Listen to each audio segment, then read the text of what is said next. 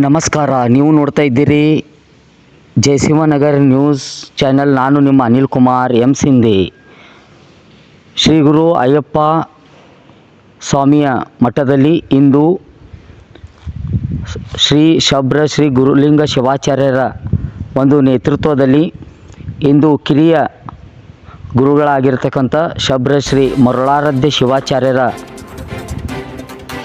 ಅಭಿಷೇಕ ಆದ ನಂತರ ರಕ್ತದಾನ ಶಿಬಿರ ಏರ್ಪಟ್ಟಿತು.